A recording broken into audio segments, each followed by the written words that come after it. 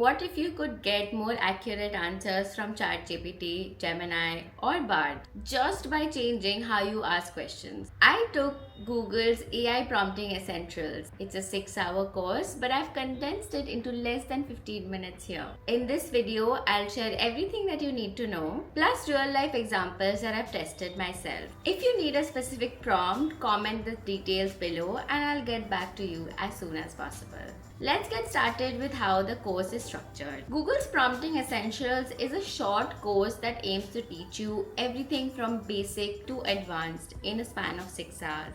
It tells you how to get most out of the AI tools. Whether you're writing, planning, brainstorming, it really teaches you how to make the most of it. There are 4 modules in the course. The first module starts with the basic framework for prompting. The second and the third module are more about how to use it, starting from communication, productivity, data, and visuals. Finally, the fourth module is super helpful and I would suggest you stick around for the same. It's very advanced prompting which will really help you to get the best out of it. And of course, at the end, you get a certificate that you can put on LinkedIn or add to your resume. So let's begin with module 1.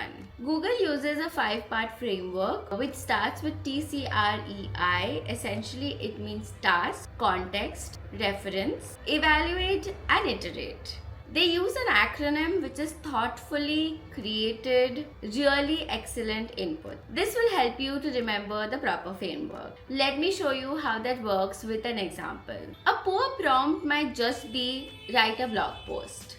Now here is how we can improve it with the framework. So you first write down the task. Consider yourself an SEO expert with 10 years of expertise. Write a post for my Sunday newsletter. And for context, it's for my female audience in the age group of 25 to 34 and they want solutions to their dry skin problem. By being super specific, you can guide the AI where exactly you want to go. In case you want to add references, the best ways to add references are the following. Number 1, explicitly mention that these are references with transitional statements like the following are to be considered as references. You can use separate headings if they are very complicated references. You can put it in bullet points if there are more than one reference. You can also use an XML style wrapper around your reference statement. The next step is evaluating your output. There are 2-3 things that you need to check here. The first is whether the output is as desired or not. Simply put, are you satisfied with the results of what the AI tool has given to you? The second thing you must check is that if your output requires a fact to be given, you need to check the references of that fact, or you could do a quick double check on Google as well, because sometimes it happens that the AI hallucinates, which means that in order to give the prompt an appropriate response, the AI tends to make up certain data points just to support what it's trying to express. So we must eliminate such hallucinations and it's up to the human who is giving the prompt to recheck the data point. So after the check, if you decide that you really want to rework on the output, there are several ways that you can iterate. First, you need to check if your prompting framework is in place. Second, you can start using short sentences and break up the request. Third, you can create an analogous task. So for example, if you want to create a marketing strategy for a particular product and it involves a brand component, instead of directly asking that give me a brand strategy, you could also ask, can you please write a story around how I should express this brand to somebody? Fourth, you could introduce constraints in your prompt. For example, if I want ChatGPT to give me a particular itinerary for a holiday that I'm going on, but I say my constraints are that it needs to be a 4-day holiday. I need it to be a place where it's not raining currently, and third, some other pointer. So it considers all these pointers and constraints to give me a place and an itinerary where I want to go. So Google uses a short term called ABI, which says always be iterating. So the idea is that until you're satisfied with the results, keep iterating with all these methods. The next 2 modules, that is 2 and 3, are the following. So Google says these are the following best use cases of the AI tool.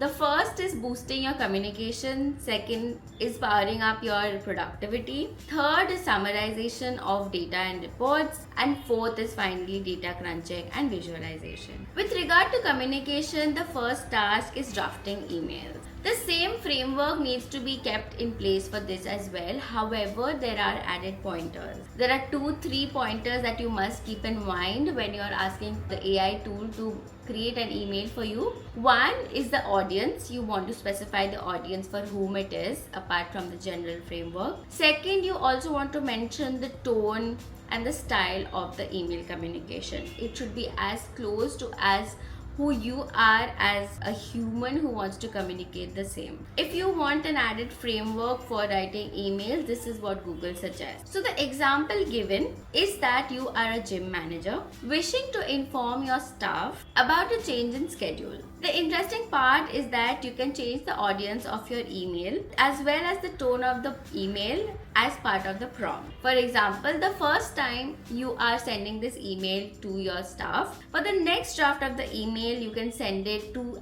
the gym members. Second, AI is great for brainstorming. The specific example that Google uses is to give the prompt for pre-launch ideas for a video game. You can similarly ask for a diet chart for yourself along with constraints of what your preferences are. So for example, I would give the prompt, I am a 30-year-old female who wants to lose 20 kgs in 6 months. I love having a heavy breakfast with the last meal at 6 p.m. I want to have meals every 2 to 3 hours. They must be portion controlled and balanced. Please suggest a diet chart. So you can see that ChatGPT has given a whole host of information as an answer to the prompt. It has given an overview, summary, the actual options, and the whole host of things. Third, you can use it effectively for summarizing documents like large reports. The method to move from very broad pointers to very concise pointers is called chain of density prompt. This mainly involves asking the AI to provide a shorter and more concise version to the summary. You could also mention preferably in one line if that's your end goal.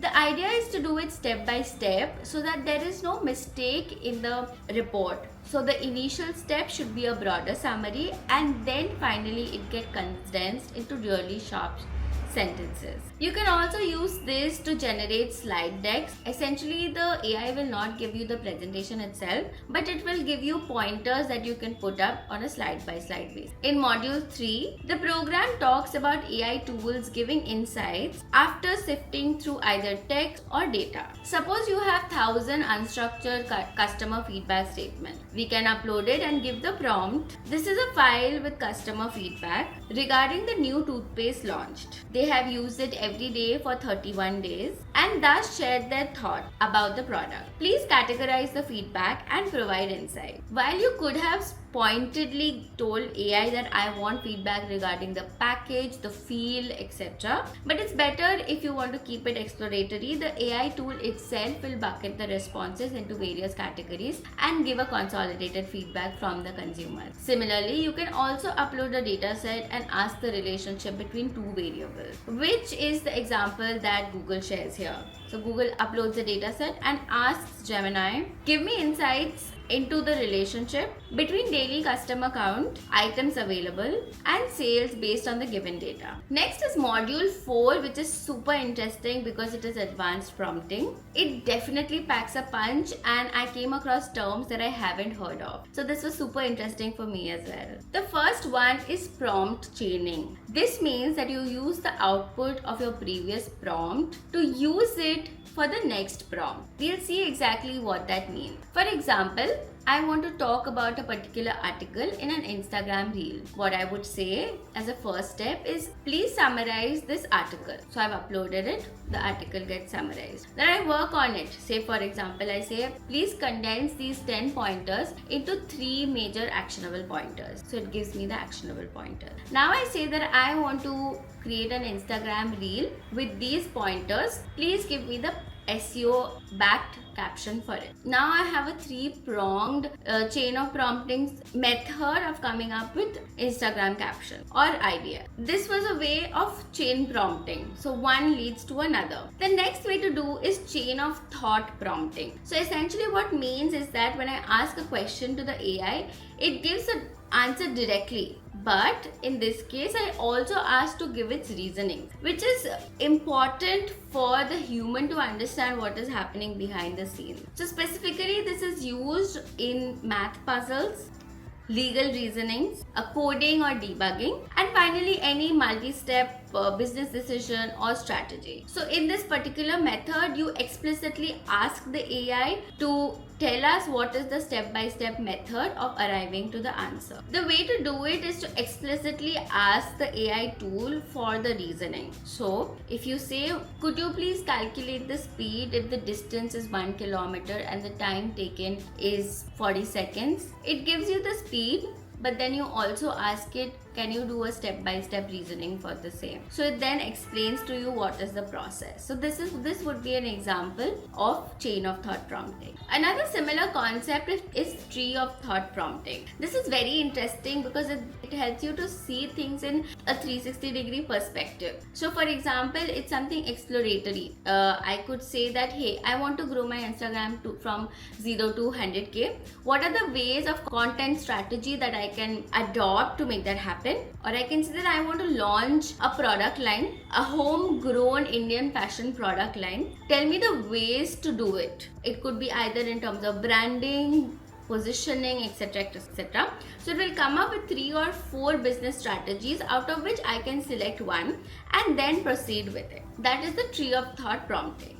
Lastly, if you are in a fix of what prompt needs to be given in very complicated tasks, you can just ask the AI. That is called meta prompting. And finally, the most helpful part is creating AI agents. So AI agents essentially mean that you are putting a persona on the AI tool and then asking certain requests from the AI tool. The role is typically an expert in a certain field for very many years, could be 10-15 years, and then the rest follows. The main pointer is that you will have to give context and the eventual objective of what that persona is. The main pointer is that you will have to provide an end goal and a context, and what is it that you want the expert to do exactly. For example, you can ask the AI to be an interviewer. Maybe you are preparing for a company. You give the persona of your interviewer and then you tell the AI to test you for a certain field, a certain subject, maybe even HR questions, and then you give it a stop phrase. Once that is given, you ask the AI for the key takeaways. AI agents are truly helpful for all interactive purposes, such as helping you practice negotiation calls, testing you in a particular field of knowledge, or even just debating a topic. So Google here gives a very good example. So it first puts the persona. It says, act like a successful personal fitness trainer and talented nutritionist. Then it gives the context and scenario. I am looking to improve my overall fitness and adopt a healthier lifestyle. Then the conversation type. Ask me about my workout routines and meal planning and give me feedback. There is also a stop phrase. When I want the conversation to end, I'll write, no pain, no gain. And of course, there are requested takeaways, which is the whole point of it. At the end of a conversation, provide a summary of the advice that you provide. So that's it for the course. So the major takeaway is that start with clear, goal-oriented prompts. Refine them based on what the AI gives you. That is, always be iterating. Use tone, context, and structure to express yourself and write the prompt. For example, don't give anything vague like write a blog. Always make it specific using the prompting framework. The difference in quality will make the result as stark as day and night. I genuinely think everyone should take this course. It's free, fast, and super helpful. In case you have learned something today, tap like, subscribe, and I'll see you in the next video. Bye.